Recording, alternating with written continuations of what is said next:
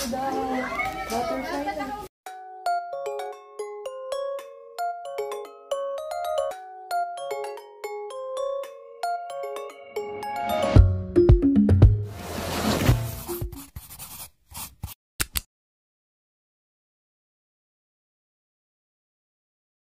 Good morning guys! Welcome again to my video, and ito na yung day 1 ng aking tour dito sa Bohol. Nakaligo na rin ako at nakapag-prepare na rin ako ng mga dadaling kong gamit sa day 1 tour ko.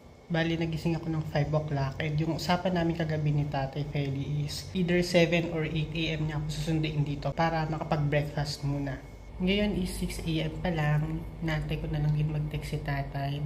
But for now siguro, ipapakita ko muna sa inyo yung labas kasi yung kagabi is madilim na, wala na rin masyadong makita.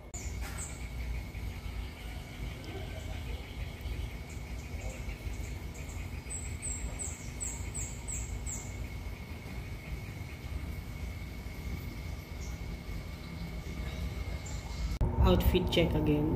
Ang problem ko pala is wala akong dalang supply, kaya kamay-kamay muna tayo. Nandiyan na si Tatay Feli, nag-text na siya na nandiyan na siya sa labas. Kaya guys, samahan niyo ako on my Bohol trip.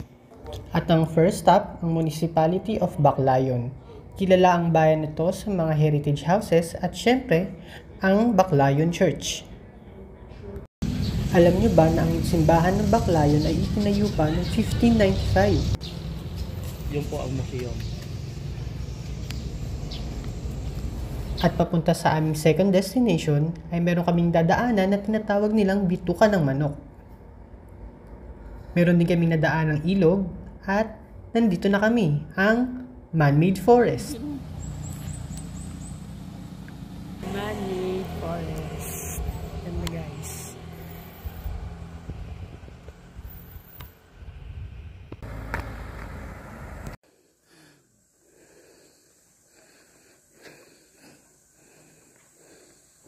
At ang susunod, ang highlight ng aking day 1 trip, ang Chocolate Hills. Dito, tinry ko ang ATV ride sa halagang 1,200 pesos for 1 hour and 30 minutes. Included na sa package na yan ang tour guide na siyang kukuha ng pictures at videos mo throughout the trip. At kasama din dyan ang photo op sa view deck. Totoo nga namang exciting dahil meron kang human drone.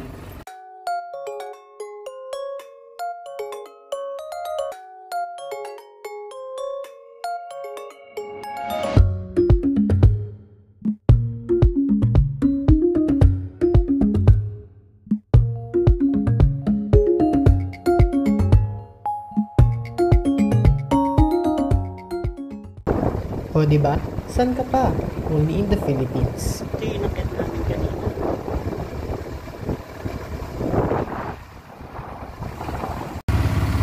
Sumilong muna ako kasi may putikan dun. O naka all white pa naman ako, so sobrang nagtalsikan siya. And ito na pinaka ATV area guys. Ito kanina umakyat. Hindi rin ako makapag-drive na may hawak ng phone kasi yung pinaka-gas niya nasa kanan and right-handed ako. Hindi ako sanay ng nasa kaliwa kasi may na yung brake ko.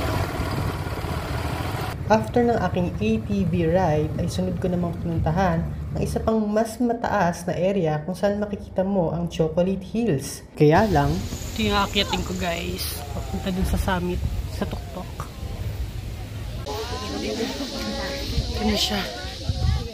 Sobra ko iningal.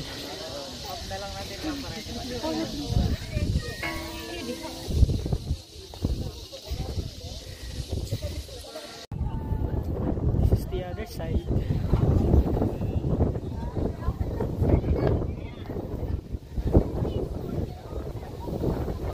Meron nga pala itong entrance fee na 100 pesos.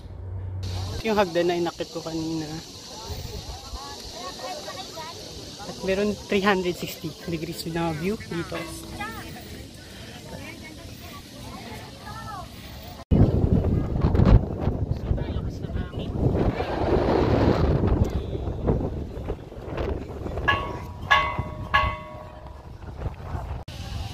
Near view.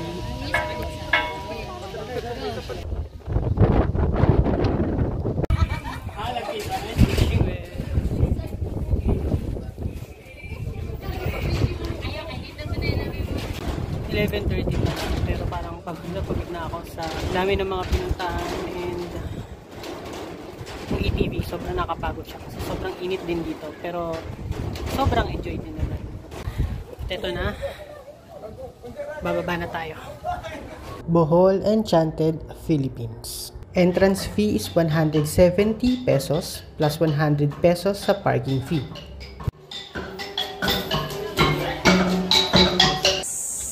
Siyempre, papalampasin ko bang hindi makita ang tarsier? Yun siya guys. Maliit lang pala nila. Ito. Para siya natutulog. Marami pa sa paligid.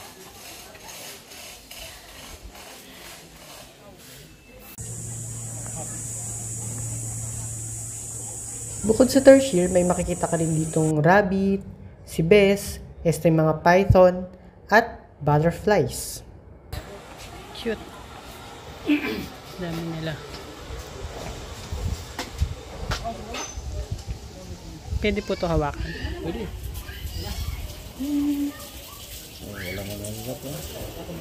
Tulog ng iba. Ang cute. Hello.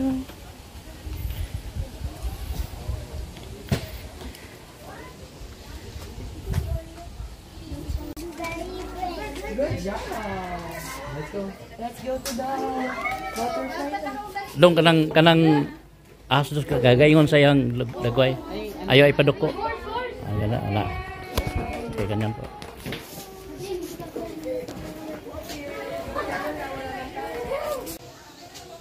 Nasa kwarto. May sarili siyang kwarto. May sarili siyang pamahay. Marami pa rito guys. Meron din pwede ka rin magpa-picture ng close-up. Kailangan mahaba yung pila. So dito na lang muna ako. Ikot-ikot. And maghanap na tayo ng butterflies. Dito na nakakalat. Yan. Nalipada na sila dito.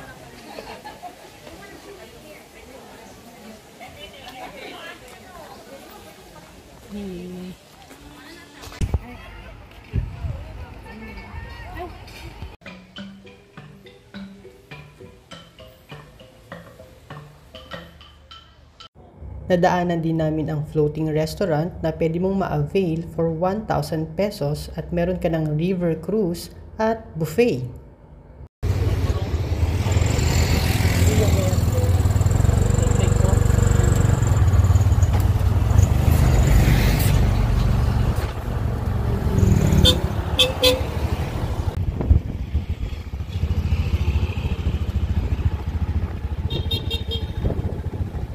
Rio Verde floating restaurant. For our last destination, ito yung tinatawag nilang Blood Compact.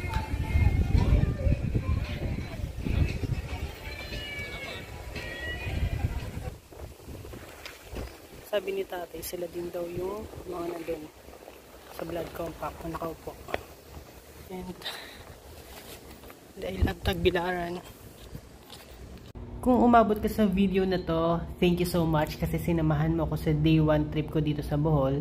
Pero di pa natatapos dyan kasi pagdating ko dito sa hotel, nag-swimming pa ako para makapag-relax naman. Ito yung swimming pool nila. Mababaw dito and palalim ng palalim.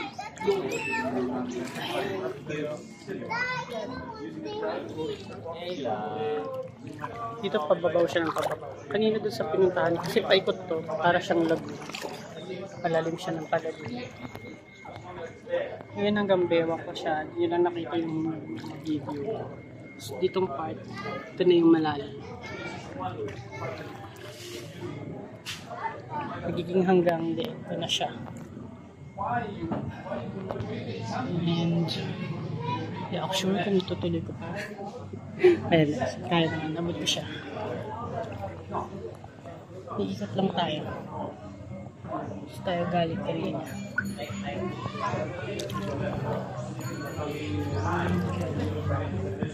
Abot ko naman siya. Bali, palalim siya ng palalim. Ito yung aking hindi ko na nabilang kung nakailang laps ako.